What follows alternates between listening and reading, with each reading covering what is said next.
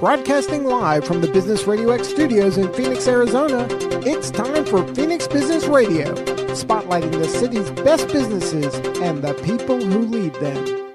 Welcome, everyone, to Project Management Office Hours, broadcasting to you live from Phoenix Business Radio X studio in Tempe, Arizona. I'm your host, PMO Joe, and for the next hour, we'll be talking all things project management. I want to thank our sponsor, the PMO SQUAD, where our focus is project management with a purpose. So before we get into a discussion with our guests, and we do have two great guests with us today, very excited to hear from them, I wanted to talk about a meeting I attended last Friday. The PMI local chapter has a series of breakfast meetings across the valley, and I attended the one in Chandler, and Rick Mason was the presenter there. And what was interesting about that presentation was Rick talked about his cycling trips that he's taken across country. And he used project management to help prepare for those trips. So he went through budgeting and how to travel from Oregon to Florida, right, or Virginia, and how do you pay for your hotels and how do you budget that out, your scheduling of how far you want to get each day, the requirements of how much you want to carry with your pack, because obviously you have to pedal through the mountains and all that. So he used project management in a non-business way to help him accomplish activities and tasks that really are recreational, and he's retired now, so it's the way that he operates on a daily basis. And I think we're going to get Rick on a future show, so that's going to be exciting to talk about project management less formal and how it can be used in our everyday life and not just in the office. And that got me thinking about my marathon training, right? So right now, I think I've mentioned on air before, I'm training for the 2018 Marine Corps Marathon, which is going to be in October in Washington, D.C. And I've tried to do similar to Rick. I've created a defined phase of what do I need to do for this marathon? What is the date? How much training will I need to do?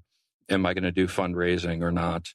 Then work into the design phase of what my training program is going to look like. How many miles do I need to run per week? Which days? How much rest will I get? And so on. So I've just crossed over the first milestone, ending phase one, where I'm done training to get in shape to go training. and now I'm actually, so May 1st, I started training, right? And it was great feeling to go from about 2 months ago. I couldn't run a half a mile to this past May 1st, I ran 3 miles, right? So the progress to get ready to now go knock out the miles. And also we've decided that we're doing fundraising for this marathon. So I've joined up with a charity called Team Red, White, and Blue. And we're working to collect $2,500 in funds that goes towards supporting our veterans. We're over $850 now. So we are on our way. And if anybody wants to get more information about fundraising, you can go out to PMOJoe.com. And there's a link there to donate, as well as a link to learn more about the charity. All right, so getting into project management, our first guest we're going to introduce today, Danielle Holbrook Dunn from Pivotal Payments. When Danielle and I first connected, we actually had talked about running and how you enjoy doing that as well. So welcome, Danielle. Thank you. And please share with the listeners a little bit about yourself and project management and your role you have at Pivotal Payments. Absolutely. So I do love to run, and it's actually something that I got into while I was starting project management. It is very cathartic for me. Project management can be very intense, can be very stressful at times. Oh, yeah. And it was a wonderful escape to clear your head, to just kind of have that alone time for yourself. I'm on a bit of a hiatus, as Dana eloquently put it earlier. I have a 7-month-old son, and it's a little harder to find time to carve out for myself to get in those runs on top of doing the project management and then the parenting. Oh, yeah. So that's interesting. So you're sprinting more than marathon running, right? That's very, very true. So 3 miles is a great accomplishment now, whereas maybe before I'd want to be doing a little more. So a little change there. But yes, so project management, I've been doing it in the payment processing industry for the last 5 years. It's very interesting. At Pivotal Payments, I'm in our corporate project management office, doing all sorts of different types of initiatives for our company. I specialize in corporate initiatives, strategic initiatives, whole variety, but to have done things from product implementations, client implementations, to infrastructure upgrades, whole kit and caboodle. And I think some big news recently at Pivotal Payments, right? I believe some executive leadership changes over there. Absolutely. We have just welcomed Mark Pike into our fold as our president. And then we have recently brought on a new SVP for our marketing channel, Craig Ludwig. So we're just continuing to bring in new, exciting blood talent as we invest in ourselves and expand our set in North America and internationally.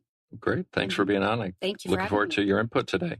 And our other guest, I know very well, Dana DiGerolami, and she's with a company called the PMO SQUAD. Yay, squad. She's our first PMO SQUAD member we've had on air, as I've tried to have this vehicle be open to our guests more than our company. But last our show discussion, we had on a discussion with Kim Essendrup from the Colmy Group about project management software. And it was a great, robust discussion. And I wanted to bring on Dana, and that's really her space with our organization. So Dana, if you want to take a moment, introduce yourself. Well, hi, everybody. Yes, I'm Dana. I'm with the PMO SQUAD, been with Joe since August. Prior to joining the PMO SQUAD, I was with a large project management company as a managing consultant doing very large enterprise-wide deployments. And one of the main reasons I decided to join Joe and his company is working for a software company specifically and going into all these organizations. It sometimes would be so challenging because I wanted to help with their processes. And in so many situations, it was the right choice, but sometimes it wasn't. And sometimes it was too early. And so it was challenging coming in representing only one specific software, when in some cases I would think to myself, this is too much. You just don't need this much. So my role with the PMO SQUAD is working with organizations, helping them determine what software makes the most sense for their organization, because every single one is different. No matter what anybody says, they're all different. You have to look at what's important to deliver, what is important to your leadership, and go from there and take little baby steps. Yeah. So I'm very excited to be here and talk project management software. And it's okay to mention that company that you used to work at, PlanView. PlanView, right? Yes. Just like Kim has partnered, his organization is with Clarizen. Yep. And the PMO SQUAD is not partnered with any software organizations at this point. We're vendor agnostic, tool agnostic, and the main purpose for that, right, is to be able to go to customers with a complete open mind without being persuaded and trying to influence them as to which tool is right. Because as you pointed out, it really is depending on your situation, right? Exactly. So Danielle, you had mentioned obviously a whole bunch of different types of projects you've worked on. Is there any, and again, you don't need to get into the specifics of the project, but give us examples of some of the projects and how long those usually last and the life cycle that you go through from a project perspective. And just share with our listeners to get understanding a little bit more about what payment processing does and the type of projects you'd run. Sure. So it's very dependent on the type of project. That's one of the things I really enjoy about the industry that I'm in, is the variety that I'm able to encounter and experience. So the life cycle that we practice is traditional in that we always want to act on formal initiating processes, and we take it all the way through formal closure, lessons learned, all of our fun transition items. So we do apply that to all projects, regardless of the type, to maintain consistency, not only for our team members, but for our organization. So they experience similar items on every project that they're participating on.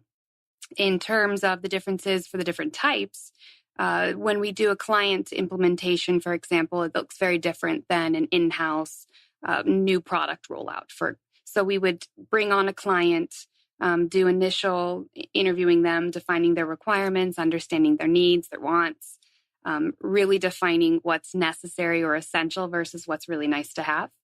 So we go through that. A lot of them are very technology heavy. So we have IT teams on both sides, both internal and external, that are engaging to implement the technology. And then we have to look outside that technology into process, into more operational or business, and understanding how we can meet their needs and educating them on how we can support them. So a lot of it is really partnership. So understanding if they need to contact us, how they do that, and then what that looks like. If they have an issue reporting, how we cycle that through and get feedback to them. So it's a really nice end-to-end experience. I always like to look at these projects from the client experience, their life cycle. So regardless of a project life cycle, how they experience us as a company.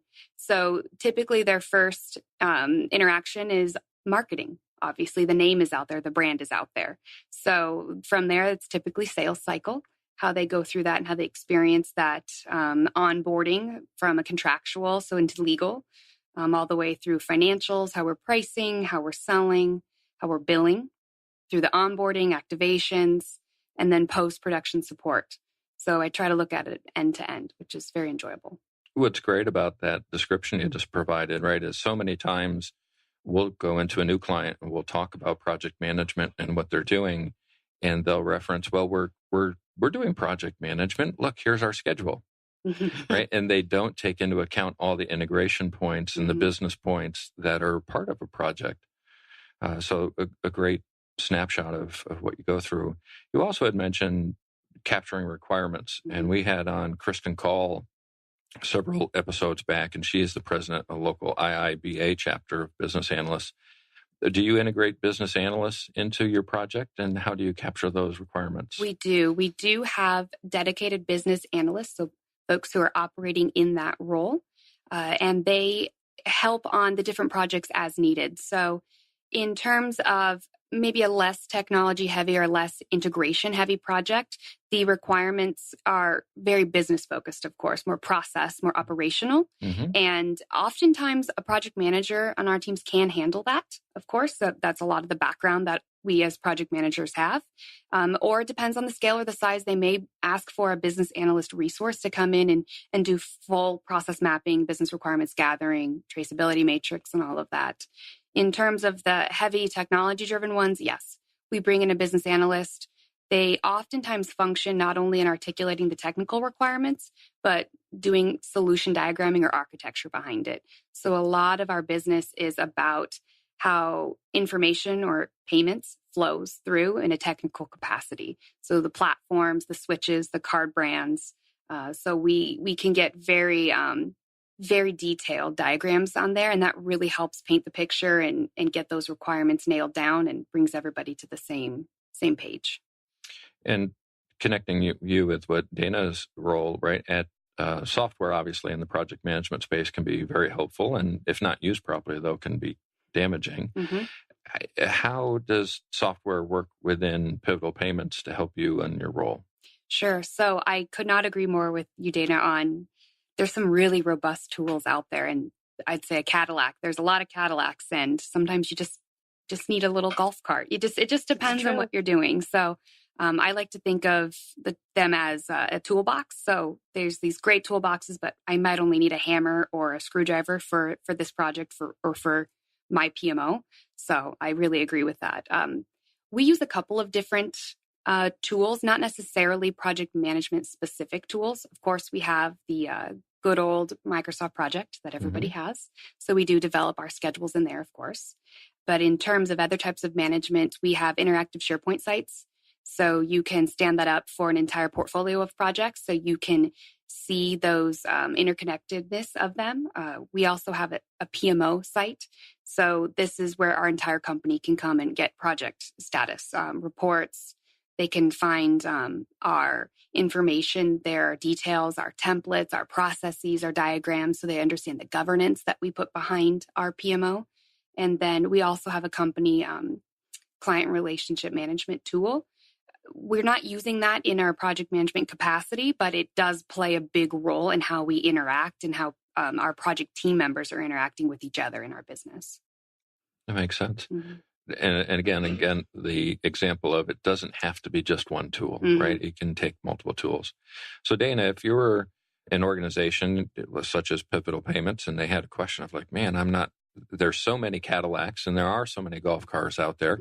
How do we go about helping them, right? What's that look like from our process? Well, one of the things, just listening to what you're saying, your maturity level, you are at a pretty good maturity level. And a lot of the organizations that I talk with, that I'm referred to, just have no process. They have nothing. They think they want software. They think it's going to fix, or replace what they're doing. For your perspective, I think a lot of the tools you have work. But one of the things that I would look at, we do assessments, of course, and we take a look at what's important. What is it that your executive leadership wants reported upon? Are you capitalizing your projects? Are you looking at ROI? What are your KPIs? Do they need to have this information real time? What about resource forecasting? That's one of the big ones that non-project management tools cannot do. And so that's one of the big things almost everybody talks about. They work off these Excel sheets or they work off SharePoint, which SharePoint's fantastic. It's a great tool to collaborate and have information. But if you have only so many resources and your executive leadership says, we need this project now, you say, well, which one goes away? No, you just have to do this one too. We've decided this is it. It's my baby. It's my pet project.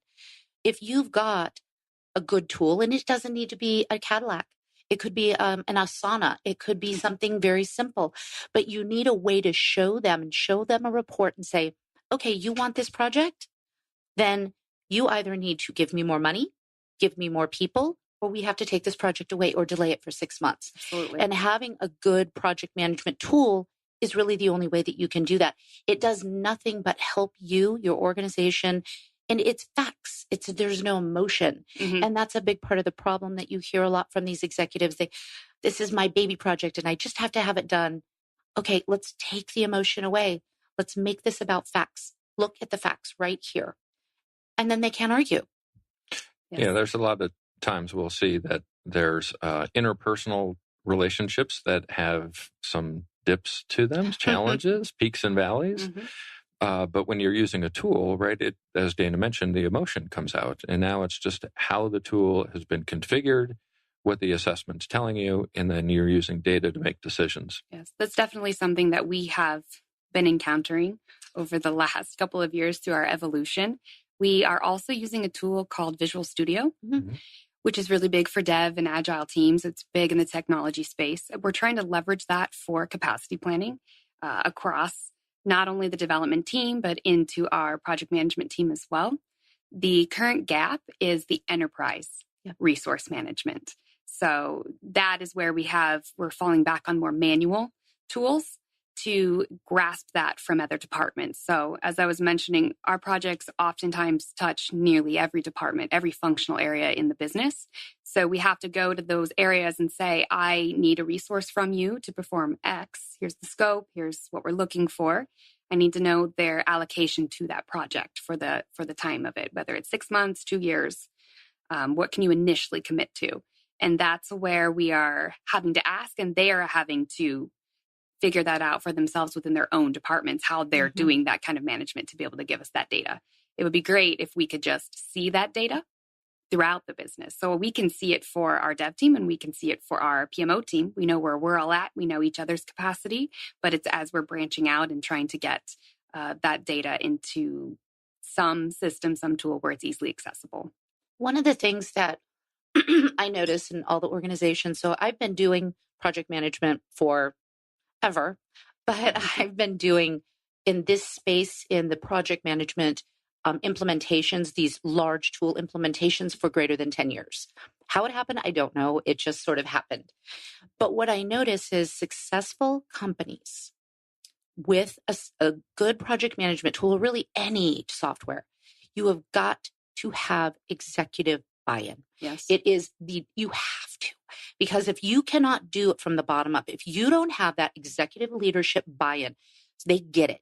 When that happens, you will be successful. And when you don't have that, you're just struggling, you're fighting. Nobody will do timesheets, for example, unless it's coming from the top. Nobody's going to do forecasting unless it's coming from the top. If they don't have to do it, they're not going to do it. Yes. Very true. And so, I mean, the previous company I worked at, and they're local here, American Airlines before US Airways, and I was in the PMO there. and did a plan view, actually 4 plan view implementations while there. Prior to that, our previous CIO had said, build me one. Build me a project management tool. And I said, why? There are so many out there. We had one in place. We had Clarity in place, using about 1% of it. Yes. Said, no, I need these reports, and nothing will provide these reports. So 18 months we spent. I had a developer, I had a tester, I had everything presented in front of the entire IT organization, this glorious tool. 18 months later, I walked into his office after my boss sent me to Hawaii for 10 days so I wouldn't run out of the building with my hair on fire. I walked in, I said, can we go buy one now? And he said, go. So the point is, right, but this is the CIO of the company, and he was the one driving this.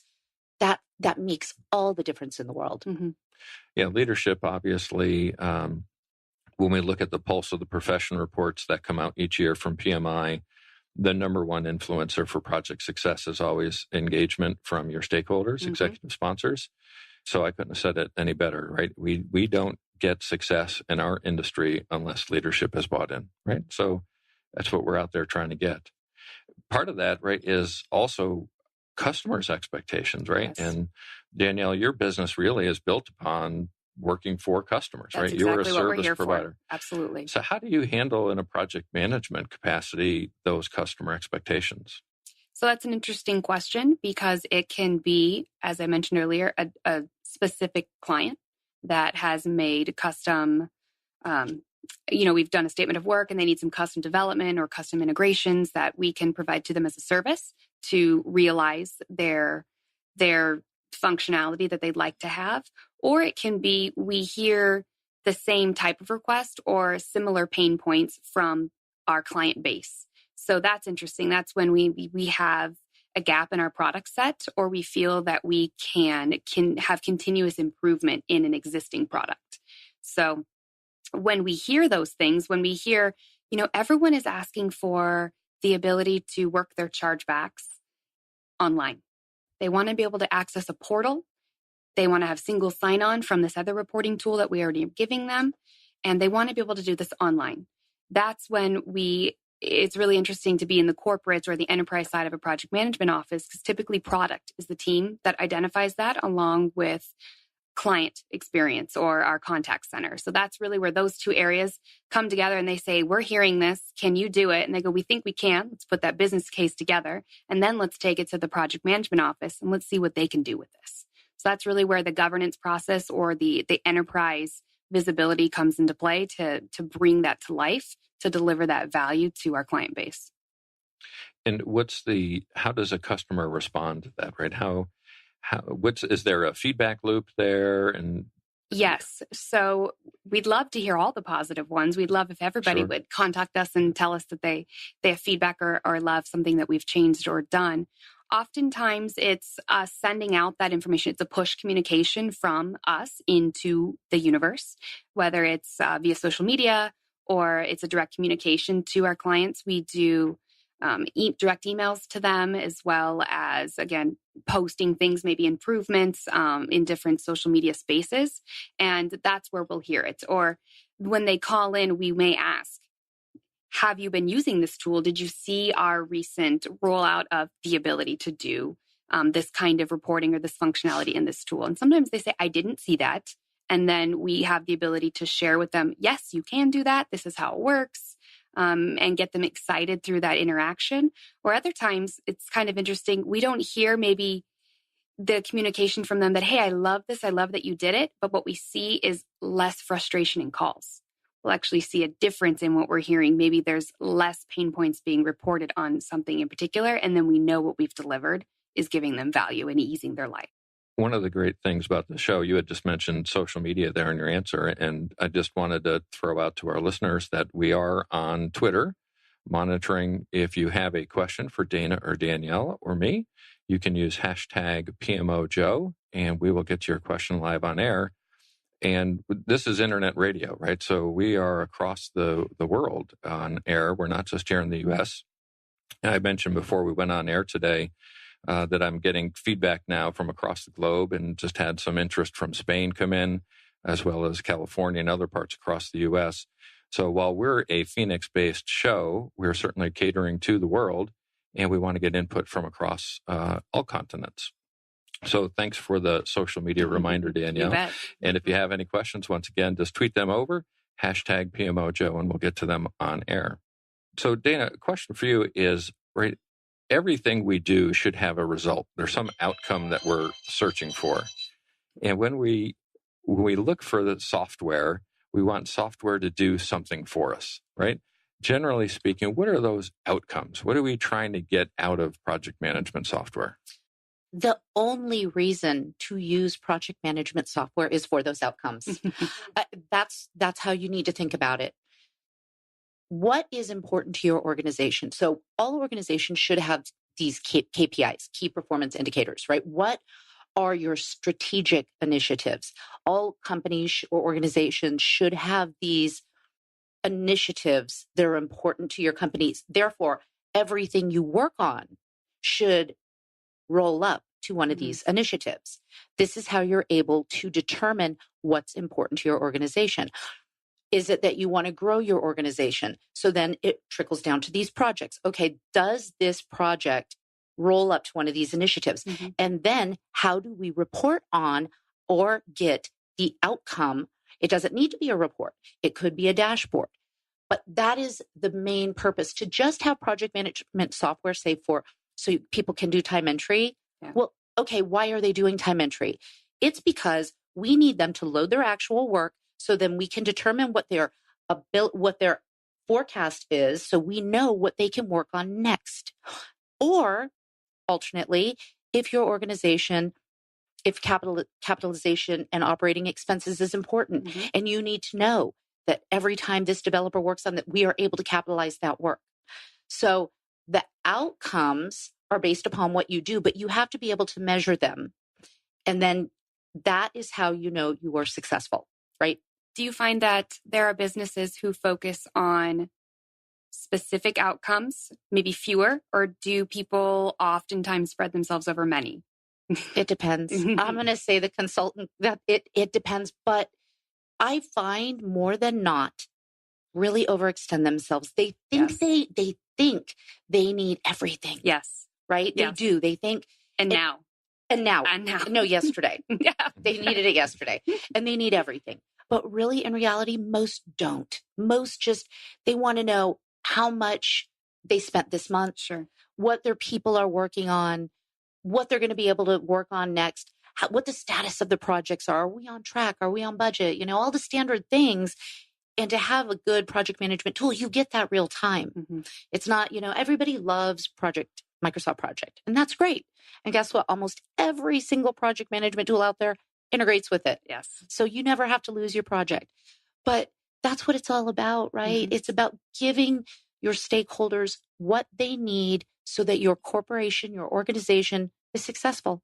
And also what we try to do, right, is if you have too few or too many, you don't have to make the total change all at once, right? If you have one or two and ultimately you're trying to have more profitability off of a project, well, let's try to address one KPI on that project. Let's not try to do all of them at once, because the organization is already going through a change by implementing the project. Now we're going to include organizational change management on top of that. And oftentimes it becomes too hard for those organizations to handle both at once. So narrow the scope on the change management component so that the project doesn't go off track, and then deliver the KPI you want, and then move on to the next one, right? They don't all have to happen at once. You take that, eat the elephant one bite at a time. Yes. And I recommend that with all the organizations I work with. And in time, it can be challenging because, right, when they've got some leadership that says, we need it all, we need it all, we need it all. And to work with these organizations and say, I get it. But just like Joe mentioned, you've got all this change management. You've got all these people that need to learn this new software, learn the new processes. Let's just take baby steps because then you will be successful. The reporting piece is very interesting. So the dashboard or the KPIs, it's something that I've always been interested in because I think it's the window into what we're doing, right? So it comes back to if a tree falls in the forest and no one is there to hear or see it, did it really happen? So, yes, it did. As a project manager, we know it did. We know it happened, but to everybody else in the company, they don't know if you're not sharing that information in the right time scale and in the right way. So that's something that's always very interesting. And over the last few years, constant evolution, constant feedback loop. We're trying to build right now with our executive leadership and with the entire business, but understanding what they want to see and how often they want to see it. Right. So our weekly reporting has grown and changed and morphed based on that feedback and based on questions. So that's what's funny. You always know if you're not delivering the right information at the right time. If you hear someone say, I didn't know that was happening, I didn't know about that, where do I go for that? Whenever I hear those questions, I think, okay, there's a gap here that we need to address this. And I often ask, where do you go to get this information? Are you receiving it from your leadership? Because we push it. So did they forward it on to you? Are you going to the site? So that's always very interesting to see how everyone is working through that and how the different pieces of the business address that as well. Well, I have a question for you. Mm-hmm. So in your organization, do you have a capital planning process? Do you do that exercise? Yes and no. I don't think we're at that maturity level yet. I think it is happening, but it's not necessarily happening with project management and in all of our directions. So this year, our strategic focus for our department specifically is to take all of these projects, ensure that they essentially, as you mentioned, roll up into a strategic direction so that truly have portfolio guidance. Right. So we are creating these portfolios. We've actually, it's something we're just rolling out, and we have portfolio managers who are really, their responsibility is to work with a sponsor of that portfolio to ensure that the goals for the year, that portfolio can deliver that to the business. So it's a great timing on your question, something that we're really looking to grow and push on this year in particular. I used to be a portfolio manager. I loved it. It's fantastic. It's great. So, and that's why I asked earlier about it's hard when everybody has a different need in the company and they all want it yesterday. So to be able to have a portfolio manager who can really focus on those needs and wants and desires for a particular area, right, whether it's product technology, specifically new technology, whether it's business optimization, refining our services and making those work better, all the way through to more corporate, maybe just your strategic initiatives, overarching compliance and all of that. Right. I think it's going to be really exciting for us to get that focus and see what that looks like. Yeah, it's not working on the most projects you can. It's working the right projects at the right time. Yes. And understanding the business strategic goals to make sure that you're all working towards the same objectives. What's interesting is you feel like you have to almost sell your stakeholders sometimes on that exactly. So like you said, they have everything that they want and there's value in each and every one of them.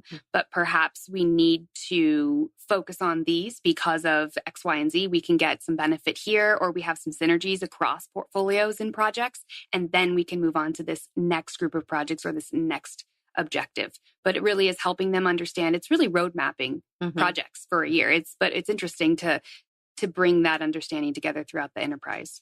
And one of the things, if you think about a project management software tool, in doing these road mapping exercises, you can build in things that are important to your organization. And then it can automatically, right? It can measure it for you. So you can say, this KPI is important, the cost is important, et cetera, and so forth. And then you can pop up a report. These portfolio managers can pop up a report and say, this is why we need to work on these projects. Yes.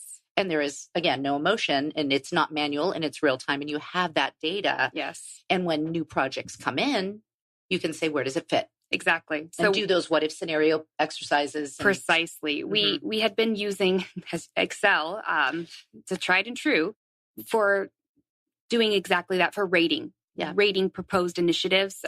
We have different KPIs weighted. So we're able to score them. So we have a complete scoring model and we can see the value in every project. And now we've just put that into a Visual Studio tool so that it'll pop that out for us and we don't have to continue just to do the calculations in Excel. So that's really good. That's good progress. Good. It right? is great it's progress. So that's exciting. But it takes a lot of people to do that, right? You need your development team to help you get that in there. Yep. And it takes a village to make it happen. But that's the other beauty of project management is we have our hands in every cookie jar within the organization. Yes. Because they come to us to execute the most key strategic initiatives that they're working on.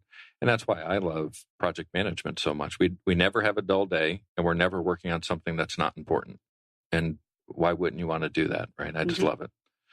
Switching up gears a little bit now, right? We all have the PMBOK that is kind of our guidelines as to what is industry best standard for project management. But it's not regulations, right? It doesn't say you have to do this. But Danielle, I would imagine in your industry, there's probably are regulations that you have to deal with. And how do you balance between what is a required regulation versus a best practice? Sure, that's a good question. So compliance or regulatory items are, especially in the governance or scoring scale, they're a must. They're not optional. So those get weighted at the highest, actually, over anything else. So we take those requirements and they actually marry very well into the methodology that we have compiled based on, PMBOK best practices. They fit very well into it. They're implemented better, in my opinion, using and leveraging those best practices. So I haven't found them to be of conflict yet. They have always dovetailed and really we're able to execute those items and ensure we're delivering and meeting those compliance items by utilizing the methodology and the best practices. And also that's to safeguard for your customers as well, right? So everything ties together. It sounds like in your portfolio, you're looking at how do we satisfy customers? How do we take into account weighted scoring measures within our portfolio decisions and then execute accordingly? Absolutely. A lot of the compliance items that we have to address are security. So ensuring that our customers' technology is secure, that they don't ever have a breach. You hear about breaches all the time in the industry of card data, of all sorts of different databases that people have hacked into. So it's very much a closed loop for our world. These items, they trickle down, whether it's a mandate from a card brand like Visa or MasterCard. There's always an effect on the way we are running the business, from enterprise business compliance all the way through to an everyday card holder going into one of our clients, maybe storefronts or shopping carts online. They all play off of and affect one another. It's fantastic. PCI is an example and understanding perfect example. That. Yeah. Yes. Okay. Obviously, as you've described a lot of your organization to us, you have a lot of mature processes in place. And I think no organization is at the top of the level of maturity they want to get to. But Dana, when we look at software and understanding maturity, how do we determine which type of software would fit your organization based on what maturity level you're at? Well, there are several different ways to do that. We at the PMO Squad, what we do is we do an assessment, and I've got a toolkit that we use. So there are a lot of questions that need to be answered, and you need to be honest, of course, about these, not where you want to be when you grow up, but where you are right now. In utilizing this, it will measure it. It will weight, where you are in your maturity level. And what I've found in my experience is most organizations, I'm going to say two different ways. Most organizations are between 1 and 2, maybe 2 and 3. Very few are at the top at 5. One company I worked for a very, very long time ago was Motorola. Mm-hmm. They were 5. Sure. They were fantastic. They, the whole Six Sigma. So, that makes sense for them. It does. So when I worked for them, if I needed anything, it was there. So they would rate as a 5. Okay. So on that note, sometimes an organization may be a 1 or a 2, but say a PMO, maybe a 2 or a 3. So it varies depending on the type of the company, the type of organization, and then determining the type of tool and what those KPIs, what the strategic initiatives, what those outputs are really makes an impact, and those baby steps. But from my experience, and Joe, I'm sure you see the same. I mean, very few are higher on a scale of 1 to 5, 5 being the highest, are generally higher than a 3. Yeah, and we like to use the Gartner PPM maturity model. Mm-hmm. Right. And the interesting thing about that model, in my opinion, is not every organization doesn't need to be a maturity level 5. Right. You want to get return on investment for your maturity. And most organizations probably get to a maturity level 3 and they get the ROI that they need. And that's fine. If they spend beyond that to get to a level 4 or level 5, they may not, it's wasted money. Especially smaller organizations may only need to get to a level 1 or a 2. But so many that we go into today are at a 0 or a 1. Or a negative. And then it's a matter of helping them, get to where they need to be. Yeah, I talked with an organization not too long ago who's interested in some software. And so I started talking with the team and interviewing them, and simple questions. What's your intake look like? Mm-hmm.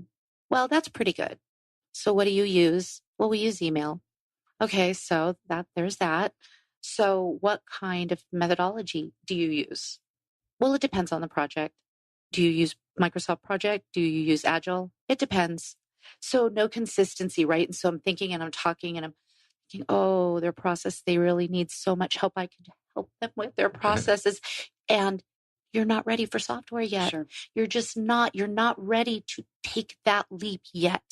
We need to help define your process, because a tool is not going to fix anything if you don't have a process in place. That seems to be common. I hear that often. People often say, if we only had this tool, right. If we only could purchase this. And it would be magic. Here's a great demo of a million beautiful tools. And we just need this. Mm-hmm. And I think it's probably not it, right? It helps, instead of addressing the root cause mm-hmm. or the illness, it's addressing, a symptom. So, and I think that happens often. It's like a Band-Aid. It is, they absolutely. Think, I've got this magical, this Excel spreadsheet that's 80, goes to excess, humongous. And we think if we have a tool, let's just put this in the tool. Exactly. It's like, but hold on one second. Let's really look at the root fundamentals. Exactly. It's the fundamentals. And I completely agree with that. Yeah, we always suggest tool is last. Mm-hmm. Let's get process and people worked out first, and then we'll move into tool. Otherwise, you're just shoveling bad stuff faster. Yeah, garbage in, garbage out. That's right. And Absolutely. It probably drives very much, I'm sure you've seen, Dana, it drives very much the tool you want. Yep. So you can buy a lot of different tools, but until you know yourself as a PMO or as a company, you may go with a different tool based on what you develop. And even if it's manual. So as I mentioned, using an Excel file for prioritization worked beautifully. Mm-hmm. It delivered what we needed. It brought the visibility. And then we hit a point, you hit critical mass, and you're like, we need to transition this. We need to grow this into something else.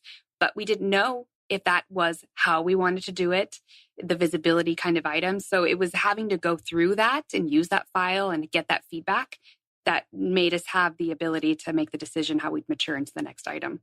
One thing, Danielle, you had mentioned earlier when you were talking was that you use traditional project management, and I'm going to equate that, maybe I'll be wrong, you can correct me, to waterfall. I knew you were going to say that.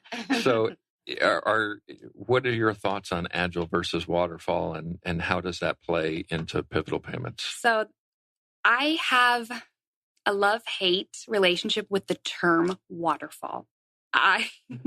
Because I think what's happened, I think it's gained itself a bad name because waterfall is sequential, chronological, and that's how people always think of it in their minds. And they think slow, and they think non-variable, non-dynamic, and archaic. And I don't think it's that at all. I think that it's much more. I think waterfall, to me, is taking a step back, understanding scope, high-level scope, the entire picture, and then breaking things down from there and chunking them out is how I think of it. Chunking requirements out and chunking deliverables out, whether that's in phases or however you'd like to do it. And then I think the speed to market is where it comes to play. I think you need to be running items in parallel. I think you can be very dynamic and have change management practices very quickly in a quote unquote waterfall project. But I believe it comes down, I think every project should start with understanding the entire scope of what we want to accomplish, even if we don't know how we want to do every piece of it. Understanding the picture really helps drive you. And then from there, I think you can implement a more agile or wagile approach. You can say, we understand this piece of the pie.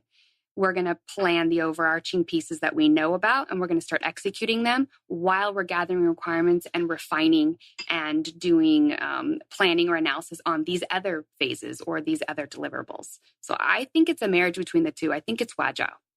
And what another great thing about the show is we get folks from all different industries to come on. And I think certain industries, especially regulated ones such as yours, there's almost a industry pull to the waterfall or traditional project management, whereas some of the smaller startup organizations, we had WebPT on, and there's more of an agile mindset because as a startup organization, you're more iterative and get me an MVP out there that I can put out to the public, have them use it, and come in with a new sprint 2 weeks later with a new update to it. So I would imagine your industry probably plays a little bit into that as well. We absolutely do, and that happens at Pivotal as well. The agile component, the sprints, all of that exists, and that structure is all there.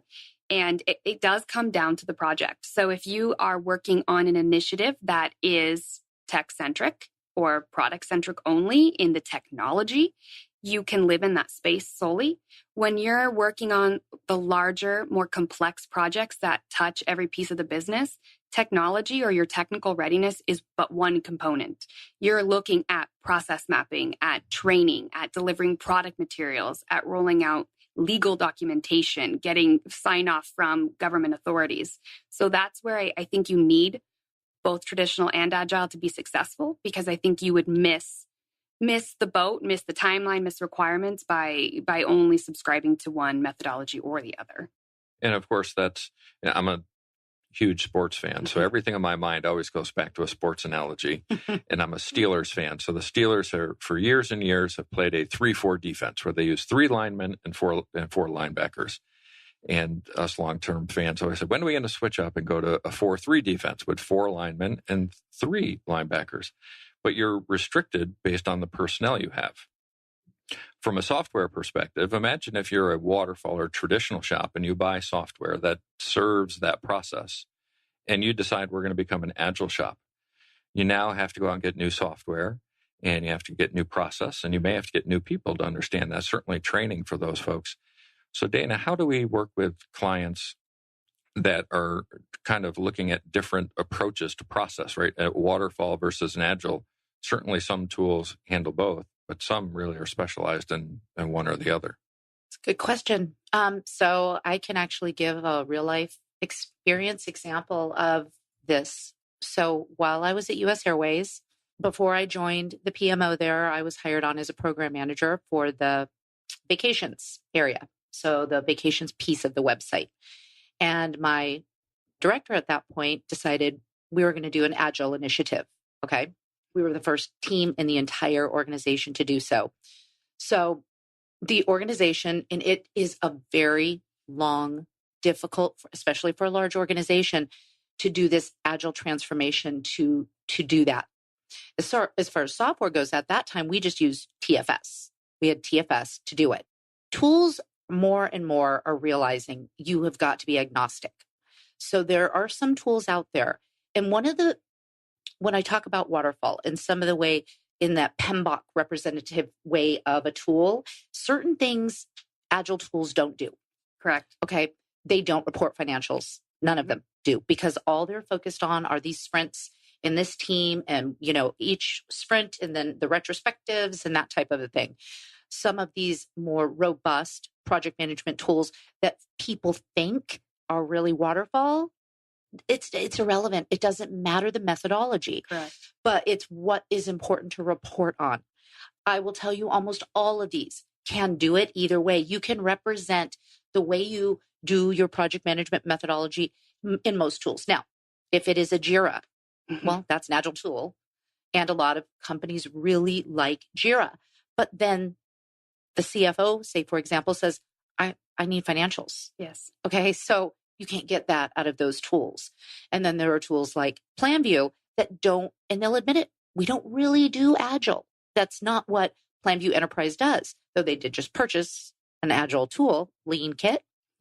Anyways, so that should not be an issue when selecting software generally. That's really my point. It does seem to be a hang up, though, for a lot of entities shopping for them or trying to implement and navigate. I know that it's always one of the hottest topics. Always. Is agile, waterfall, traditional, and people in each camp have very strong opinions about both sides. It's an ongoing hot debate, but I agree. Some of the tools that are agile specific do seem to not have. They're restrictive. They do seem restrictive when you're looking at those large complexities and when you're looking to truly report the full picture of something, including the financials and including all of that. So It's interesting that you say the more robust ones really are agnostic. Yep, they are. And I do wish, organizations did realize that. They think they do that, these big tools, the clarities and things like that. That's all they do. So we're just not even going to look at it because we are an agile shop. So therefore, but then there's also integrations. Almost all of these integrate. And usually it's pretty simple. Yes. So you can keep your dev teams and they can work in their Jira, they can work in TFS, and then it just rolls up and then their information goes into these tools and they never have to go in there. Mm-hmm. And that's another thing that's a lot of people don't think about, or they think it's very complex. And it doesn't have to be. Do you ever see the suite, the Microsoft product suite? So Dynamics is their CRM and it ties into everything, right? We've talked about Project, Visual Studio. Are companies leveraging that for their project management? A lot of them are. I thought so. A lot of them are. Because it ties into it does. Absolutely everything. Yep, it does. Another thing we run into, and it sort of ties to software, is some organizations are less formal, or they certainly have business side components that wish project management was less formal. How do you balance that at Pivotal Payments between the informal project management and formal project management? Because there's expectations in a corporate PMO to deliver a certain way. Absolutely. So I think it's a balance, like all things. It's having that speed to deliver to the business, giving them what they're asking for in a quick manner, but to the quality that it needs to be delivered at. But also, you don't want to be the funnel. We don't want our PMO to be what slows us down in any way, shape, or form. So we don't want to over formalize when it's unnecessary. So if there's a simple in, air quotes, simple, smaller in complexity request or initiative for a project, it may not need the full scale toolkit like we talked about. And that's where understanding when you get the toolbox out and what tools you pull out, it's important that the project manager knows every single tool in the toolkit. They need to understand the hammer and the screwdriver, and they need to understand the tape measure, but they need to have the maturity on when to use each one. And I think that's important. So we really try to practice having the formality necessary and the framework, but then the maturity to say, listen, this request is, for example, we've estimated it's less than 100 hours in effort. We don't need to put a full-scale project team around this and have these weekly status meetings and do that to accomplish this for you. That would actually slow it down to do every single deliverable or to develop a charter, then a business case, then your RAID register, then your schedule, And the sign-offs. Exactly. So it's a balance, and it's something that we've had to learn. It's different to every organization.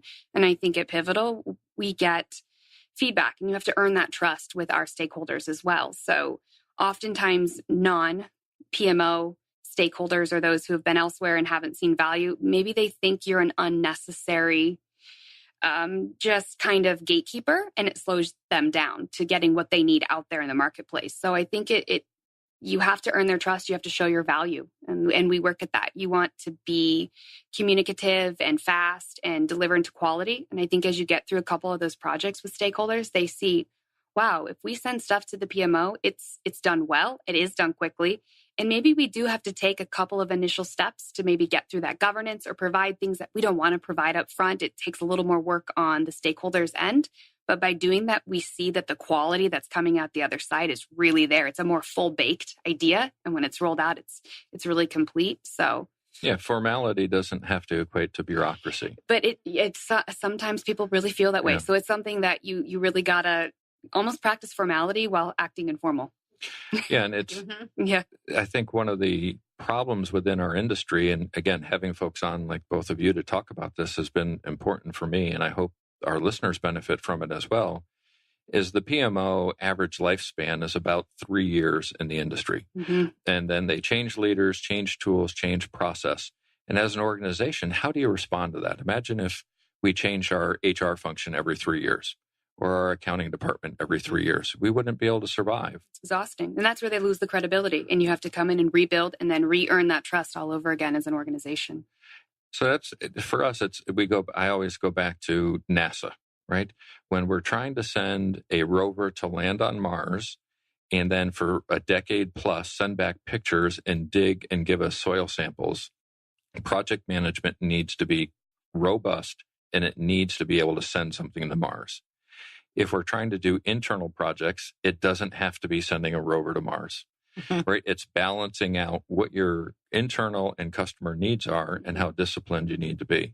So it's great to hear how you've done that at Pivotal Payments, because it seems like you've really responded well to your internal customers as well as external. We are really trying, and we are not without our challenges like every organization, but the intent and the partnership is there. We truly believe that our function is to serve our clients, internal and external. That is our role and our function.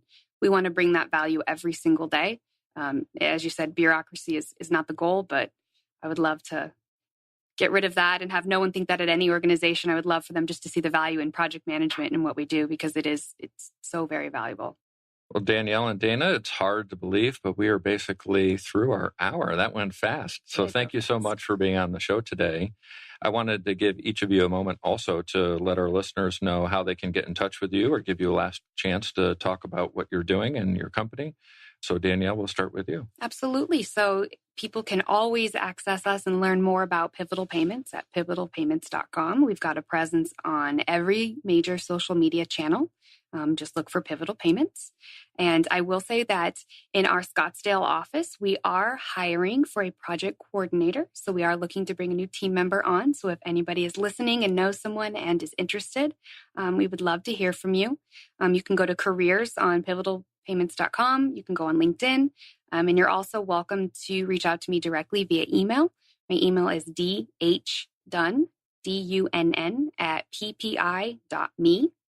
So anytime, any questions, would love to hear about it. But we're always growing and changing. And you can always find us. It sounds like a really great place for a project management resource to be working. You guys have a lot going on over there. We do. We really value it and invest in it.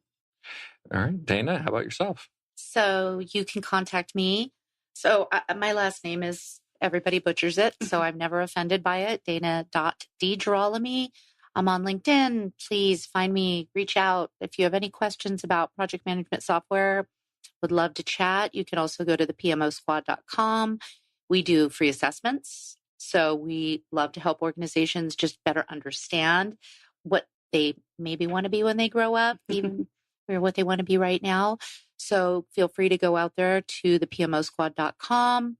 You can look under the technology assessment. Go ahead and click on free assessment. Yeah. So I'm on Facebook. Go ahead and reach me there too. Great. Thank you for being on. So everyone, this is a reminder. We are live the first and third Thursday each month. We are on at 11 a.m. Phoenix time, and we look forward to our next show on May 17th. I want to thank our sponsor, the PMO Squad. They're 100% project management focused 100% of the time, providing leadership to set up project management best practices, PMO's project management training, PMO software selection and support, and project managers to run your key strategic initiatives. So that's it for now. Office hours are closed. Until next time, I'm PMO Joe, and you've been listening to Project Management Office Hours, our retrospective on project management lessons learned.